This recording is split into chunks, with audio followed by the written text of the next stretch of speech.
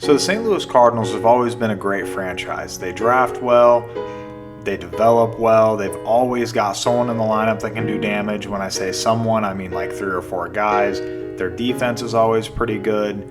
They trade well, but what if I've got one major mess up that the Cardinals have made recently that this changes the entire look of the Cardinals? If this one trade wasn't made, the Cardinals would be a totally different team, possibly the best team in baseball.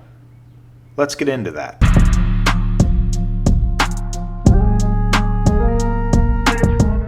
So what comes to mind when you think about the 2023 St. Louis Cardinals?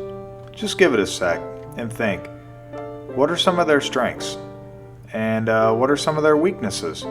Okay, for one, in my opinion, their greatest strength by far is that starting lineup. 1 through 9, I mean, come on, they're nasty. Nolan Arenado, Paul Goldschmidt, Edman, Brendan Donovan. They also acquired Wilson Contreras for their catcher. Then just imagine if guys like Tyler O'Neill, Lars Nootbaar, and Dylan Carlson can just be a little bit more consistent at the plate this year. I mean, you imagine facing this team in the postseason? That lineup is elite. I should say facing that lineup in the postseason would be elite. Okay, so we know the offense is great, right? Check. But usually when you have a team that has such a great offense, usually they're not so good defensively because it's very rare to find players like Nolan Arenado, Goldschmidt, Trout that can do everything. They can play defense, they can hit, some can run. But the Cardinals are lucky because they also have the best defense in baseball, or at least in the top 3. Personally, I think they have the best defense in baseball. I mean, listen to this. 5 guys in their starting lineup have gold gloves. This includes Nolan Arenado, Paul Goldschmidt, Tommy Edman, Tyler O'Neill, and Brendan Donovan. Okay, so we can check off defense. I mean, they're good, so just let's add the check mark right here. Guys, I promise I'm getting to the trade very soon. Just bear with me. We just got to check over one more point on this team before we get to the trade. So offensively, they're good. Defensively, the Cardinals are also good. So what's next? Let's talk pitching. We'll start with the bullpen. So what about their bullpen? It has to be bad then, right? If everything else is good, it's got to be the bullpen. Actually, again, no, it's not the best in baseball by any means, but it's still definitely solid with guys like Jordan Hicks and Genesis Cabrera with a lot of upside. They've got a lot of upside.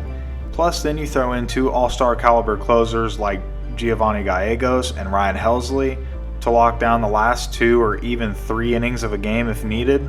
I mean, it just makes the team even better. Again, when you get into the postseason and you have 2 horses like that can eat up 2-3 innings, you're a solid team. So I guess that just leaves us with going over starting pitching. And starting pitching is where we're going to get into this trade. The worst trade in Cardinals history. So I think even Cardinal fans can admit starting pitching is where the Cardinals' elite team kind of just falls off and makes them just, a great team. But to be elite, they need a lot more starting pitching. I mean, Wainwright, look, he's carried the Cardinals on his back for years now. For years. And, he can't keep doing it forever. And then you got a guy like Jack Flaherty who's always had a lot of upside, but he's always hurt. And, that's not his fault. Even though it's not his fault, it still hurts the team. And really the rest of the rotation, there's upside in some ways, but it's not great. So let's talk about a scenario where the Cardinals had 2 frontline starters, followed by Adam Wainwright, Jack Flaherty, and Jordan Montgomery. That'd be a nasty rotation, regular season or postseason. That'd be nasty. So you may be asking Mr. Benchwarmer, who are these 2 aces? What are you talking about? Well, back in 2017, the Cardinals made a trade with the Marlins that would send 2 potential aces. The Cardinals didn't know this at the time, obviously they're all just prospects. But in 2017, the Cardinals wanted an outfielder, a power-hitting outfielder, by the name of Marcel Ozuna. And who did he play for? The Marlins. And who did the Cardinals trade to get him? Let's get into that. So in this trade, the Cardinals sent 4 prospects to the Marlins for Marcel Ozuna, and that's no problem, right? I mean, we see it all the time, 2, 3, 4, 5. I mean, there was 8 prospects sent for Soto. Now, Marcel Ozuna's not Soto, but 4 prospects for him, that's not crazy. I can get behind that. But here's the thing. 2 of the 4 prospects were no-name guys. They haven't even made an impact at the major league level yet, that I'm aware of anyways. But the other 2, you've probably heard of them. Sandy Alcantara and Zach Gallen. If you guys have heard those names, hit the like button and comment. Tell me about it, and if it's crazy to you. Yeah, that's right. Sandy Alcantara and Zach Gallen could have been St. Louis Cardinals. They were both prospects in the Cardinals system, and the Cardinals back in 2017 used them as 2 of 4 prospects to go in a Marcel Ozuna trade. It blows my mind. When I learned this, it blew my mind. Now, Marcel Ozuna wasn't bad for the Cardinals by any means. He was actually very good for the Cardinals.